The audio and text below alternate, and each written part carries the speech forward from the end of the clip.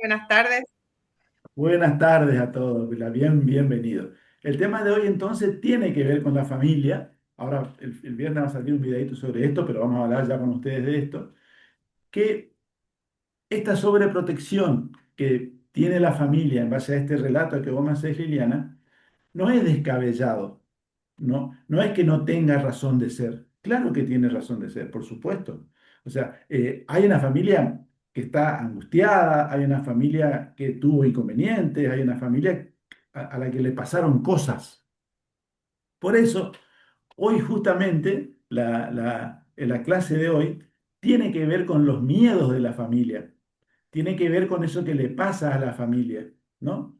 Porque en base a la experiencia de trabajo en el tema de las adicciones, uno va observando lo que expresan las familias, digamos, ¿no? En los espacios terapéuticos y en los espacios también comunitarios y interfamiliar, que es decir, en las reuniones de familia que se hace, digamos, ¿no? Y la mayor preocupación, aunque no lo parezca, no es la droga. La mayor preocupación en sí misma es la sensación de perder a la persona que uno ama. ¿Eh? Esta persona que es mamá, esta persona que tiene hijos, esta mamá que sale y no sé si vuelve o no vuelve, esta mamá que sale y seguramente se droga, digamos, ¿no? El tener en cuenta eso es un elemento sumamente importante. Por lo tanto, detrás de esto, de esta característica puntual que yo les estoy comentando, van a aparecer miedos, ¿no?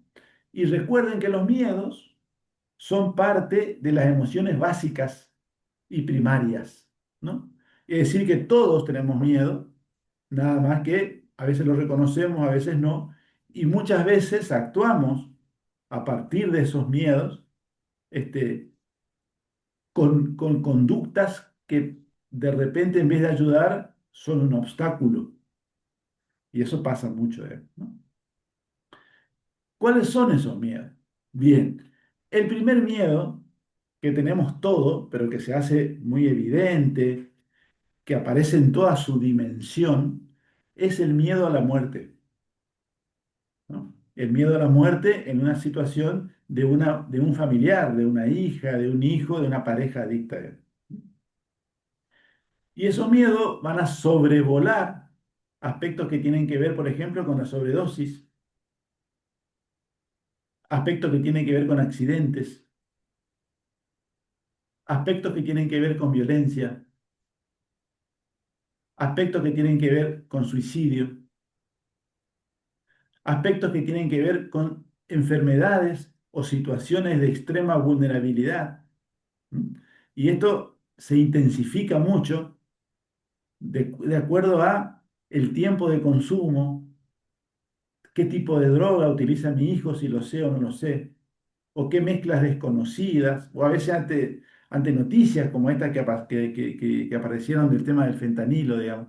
Pero el miedo a la muerte sobrevuela a la familia, ¿no? Y eso es algo real que hace que muchas veces aparezcan situaciones de codependencia como esta que vos mencionabas, ¿no? Esta posición que mencionaba Liliana claramente es una posición de codependencia. ¿Mm? Es decir, creo que encerrándola, creo que no permitiéndole salir, ella no se va a drogar. Bueno, no es cierto eso. Si ella quiere, se puede drogar igual. Pero también podemos pensar que ella no quiere drogarse más.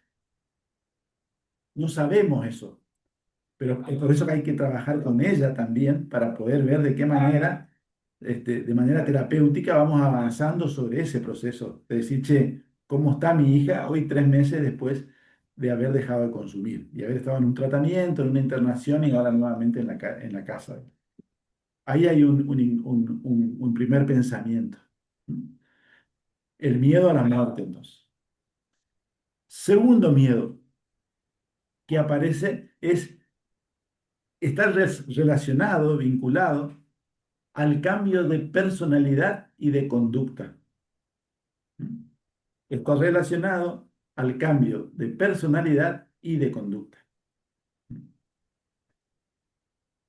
¿Cuál es la frase típica? yo ya no reconozco a mi hijo. Muchas familias sienten que su hijo ya no es su hijo, por lo menos el hijo añorado, ¿no? O que su pareja ya no es su pareja. Digamos, ¿eh?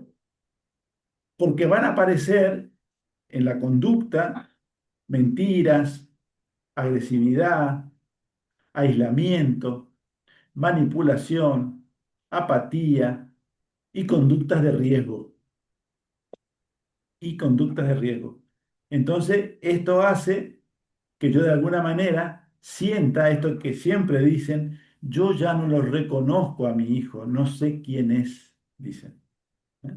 Y esto dicen, mucho se dice esto. ¿Eh?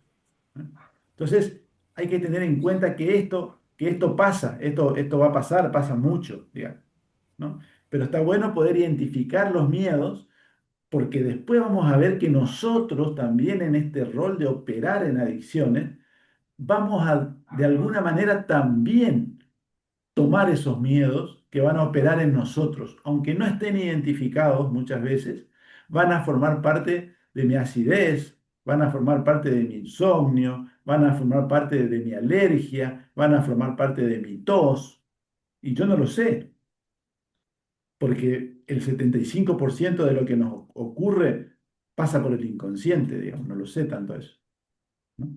Pero está bueno por eso poder identificar qué es lo que pasa con la familia para también poder entender eso.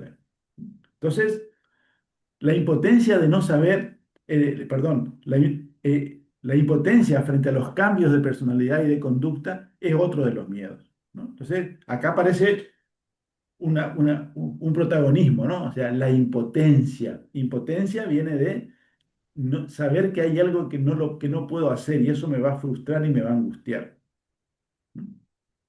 Aparece la angustia, entonces también aparecen los conflictos familiares por esa angustia, ¿no? Y sobre todo por los cambios de personalidad. Ya no solamente siento que mi hijo no es ese hijo que yo reconocía, digamos, que yo ya no lo reconozco, pero también acá subsiste, les diría que y esto es más psicoanalítico, pero es así, un deseo implícito de no reconocerlo como hijo, digamos, ¿no? Aparece un deseo implícito de no reconocerlo como hijo. ¿Eh? ¿Por qué? Porque me causa dolor. ¿Por qué? Porque no es, no es la hija deseada que yo quería. Digamos. Este modelo simbólico, lo hablamos en algún momento, que proyectamos sobre nuestros hijos e hijas, no se cumplen porque la vida y la realidad es otra. No tiene que ver con lo que uno quiere solamente. Tiene que ver con la vida misma. Entonces acá aparece a veces en toda su dimensión estas posiciones que tienen que ver con lo que cada uno de nosotros piensa con respecto a los hijos, la conducta de los hijos, el resultado de la vida de los hijos, ¿no? Y eso también es importante tener en claro. Entonces, miedo a la muerte, miedo a los cambios de personalidad en la conducta es el otro de los elementos. Tercer elemento, muy común, que ustedes seguramente abordan mucho. La impotencia de no saber cómo ayudar. Impotencia de no saber cómo ayudar. Es una de las angustias más fuertes que hay. Los que son padres saben esto. A veces, cuando mi hijo tiene fiebre, ¿qué hago? Y no sé qué hacer. Después uno aprende y sabe que le pone un pañito frío, lo lleva al médico, pero sabes cómo transita una fiebre por un niño y lo que produce, ¿no? Pero la impotencia de no saber cómo ayudar es una de las angustias más fuertes que va a vivir la familia, el grupo familiar. Pero también la vive el operador. ¿Por qué? Porque hay ahí como un furor curandis, como un deseo simbólico de ser el curador. Tampoco a veces es tan reconocido. Pero todos queremos ser de alguna manera los Batman, digamos, de la película, ¿no? Nadie quiere ser el villano. Entonces, la impotencia de no saber cómo ayudar aparece como una angustia muy fuerte, ¿no? Eh, y a partir de esto van a aparecer conductas, a- primero queriendo hablar, después queriendo controlar, después amenazando, después desde la posición de rescatar al otro, yo te voy a rescatar, yo te voy a proteger. Y resulta que al final del día se dan cuenta que nada de eso funcionó. ¿No? Entonces aparece esta impotencia ahí con mucha fuerza, la impotencia de no saber cómo ayudar. Pero antes pasé por los intentos de hablar, de controlar, de amenacé, te quiero rescatar, te quiero proteger. En la pareja, el rescate y la protección aparecen como eje, digamos, ¿no? Yo lo voy a rescatar porque mi amor es más grande que la adicción, digamos, ¿no? Bueno, no, no es cierto, digamos, ¿no? Hay que tratar. Entonces, el otro miedo, impotencia de no saber cómo ayudar, ¿no? El otro miedo, estamos ya, miedo a la muerte, cambio de personalidad y de conducta, la importancia de no saber cómo ayudar. Y el otro miedo tiene que ver con el deterioro del proyecto de vida. El deterioro del proyecto de vida, que tiene dos vías, es decir, como dos aspectos, ¿no? Un aspecto tiene que ver con el deterioro que yo veo que mi hijo sufre, por ejemplo, a partir del abandono escolar.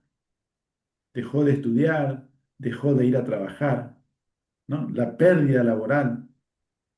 Veo que comienza a tener problemas económicos, veo que comienza a tener causas judiciales, veo que comienza a deteriorarse y a romperse sus vínculos. Su pareja se separa, no ve a los hijos, comienzan las demandas y vemos cómo hay una pérdida de los objetivos personales. Una pérdida de los objetivos personales. Esa es una vía de deterioro del proyecto de vida, lo que veo de la pérdida del deterioro de vida del otro, digamos. Y la otra vía tiene que ver con el deterioro del proyecto de vida de familia, porque todos queremos, lo que tienen los hijos cerca, que el domingo mi hijo venga a comer a mi casa, a comer un asado en mi casa, a que nos juntemos en el cumpleaños de la primita, en que esté presente cuando papá o mamá están enfermos. Y eso no pasa cuando hay alguien que está en adicciones, porque ese que está en adicciones no aparece. Entonces, hay ahí también un proyecto de vida. Este proyecto de vida que yo tenía de familia no está. Y ese es un temor también generador de mucha angustia y de muchos conflictos, ¿no? Yo te dije, al final, viste que, todo eso que ocurre. Entonces, este miedo, deterioro del proyecto de vida, ¿no? En el caso de que la persona viva, ya sea la pareja o que viva en la casa con sus padres, el otro miedo está dado por la convivencia, perdón, diaria con el caos emocional. La convivencia diaria con el caos emocional. Las familias viven en alerta permanente. ¿Con qué? Miedo al teléfono a la madrugada. Suena el teléfono a la madrugada y los padres temen atender el teléfono porque no saben si te llamaron porque su hijo se murió o tuvo un accidente o qué pasó. Miedo a que no llegue a la casa. Miedo a que robe. Miedo a que recaiga. Miedo a que desaparezca. Que de repente, y esto se da mucho en las parejas también, como dice, él sale y yo no sé, me quedo con mis hijos porque no sé cuándo va a volver.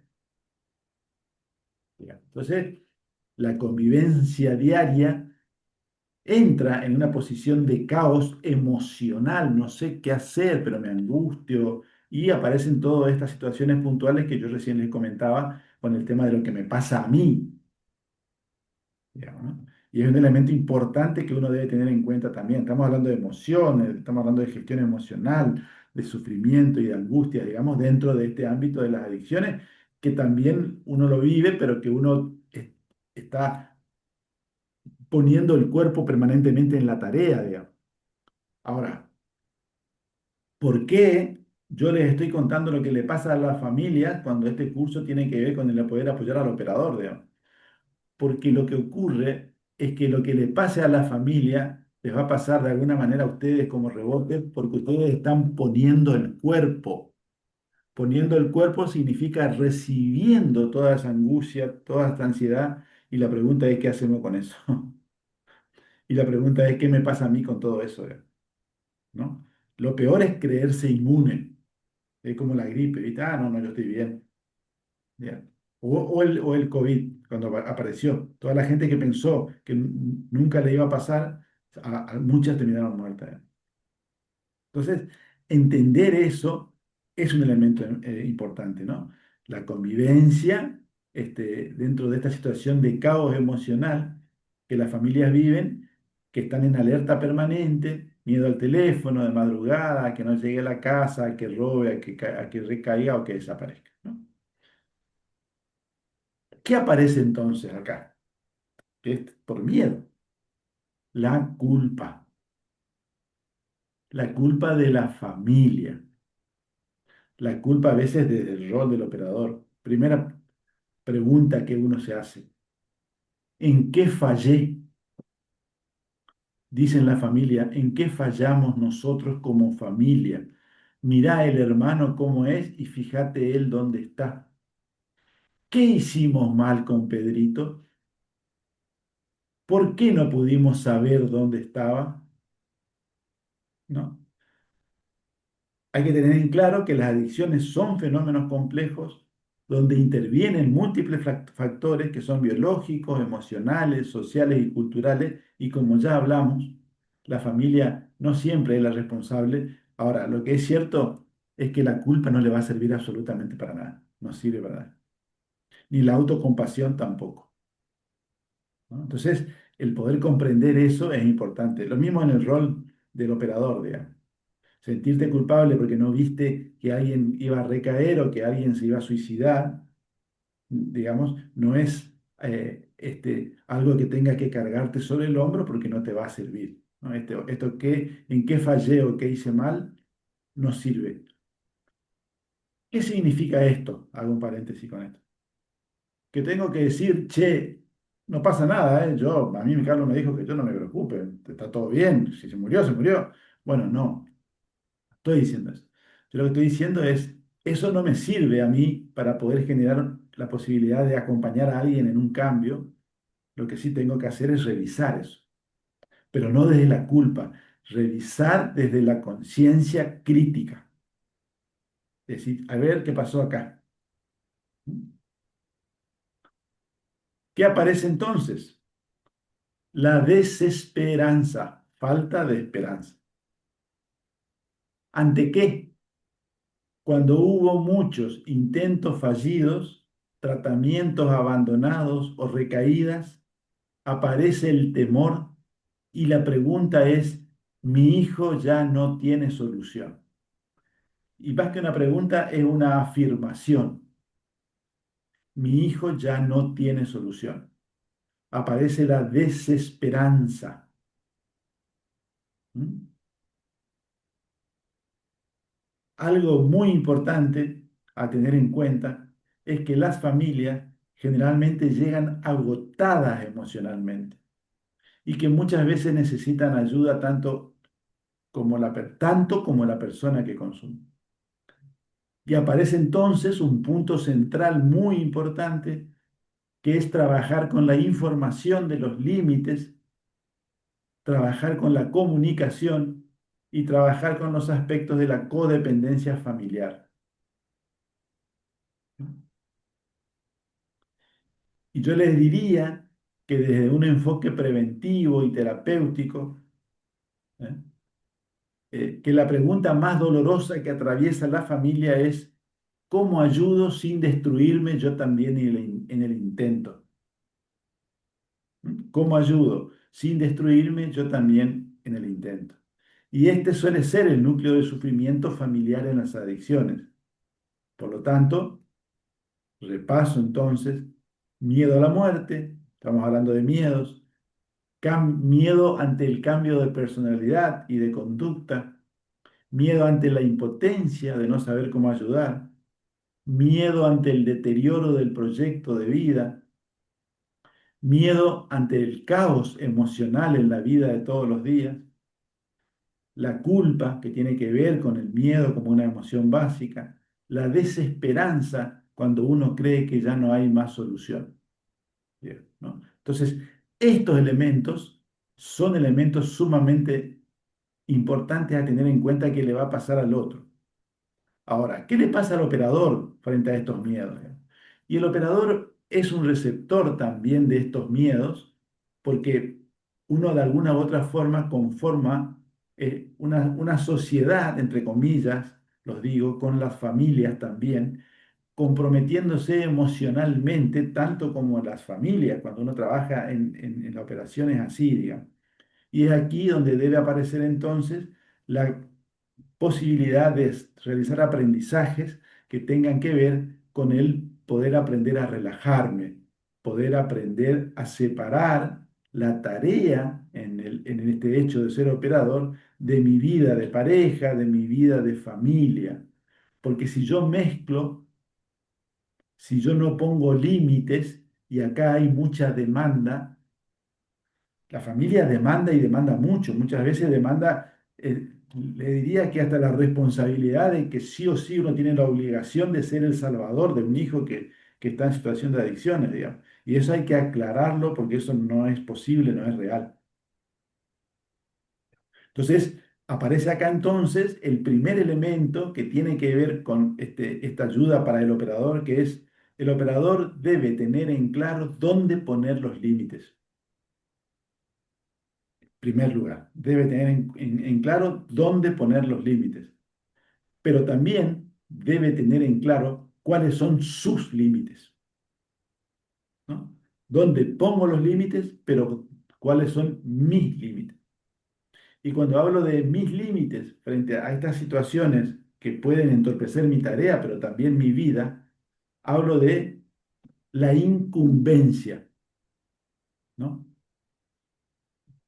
Hablo de si hasta dónde debo entender, controlar y manejar mi grado de incumbencia, mi grado de saber hasta dónde puedo y debo llegar, digamos. Porque si yo no tengo en claro eso, yo a veces no hago algo que es muy importante, que es decir, esto se llama sobreimplicación, cuando me sobreimplico, que es decir, yo a Juancito no lo puedo atender. Yo no puedo trabajar con él porque hay algo que me moviliza a mí, que no me permite poder ser objetivo en la tarea que tengo en el rol de operador, digamos. Y recuerden que uno de los elementos importantes en el rol es la distancia operativa. Distancia operativa es la distancia que necesito para poder ver lo que ocurre sin entrar en esta cuestión que yo recién les mencioné, que tiene que ver con la sobreimplicación, con esto de estar sobreimplicado.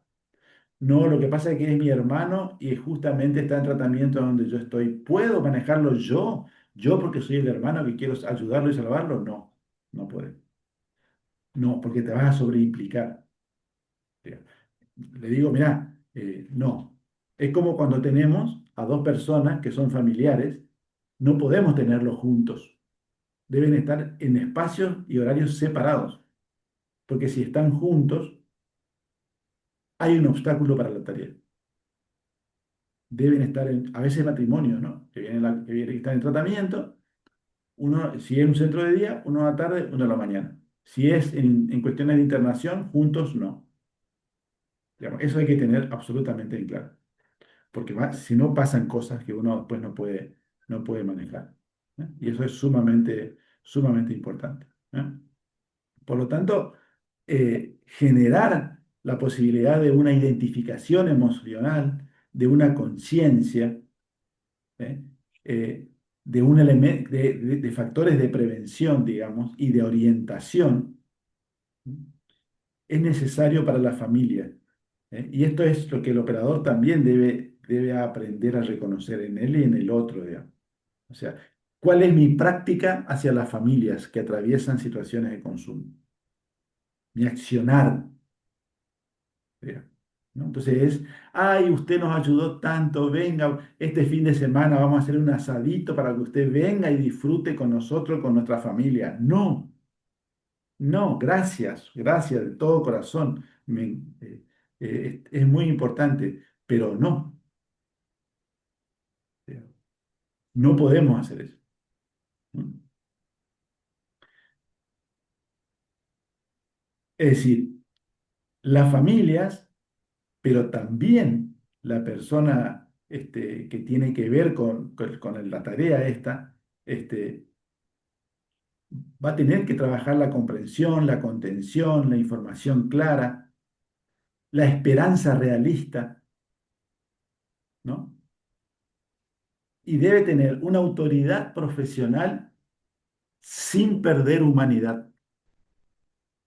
Autoridad profesional sin perder humanidad. Eso es sumamente importante. Muy bien. Hasta acá nomás con el tema. Dejo de grabar y paso a las preguntas.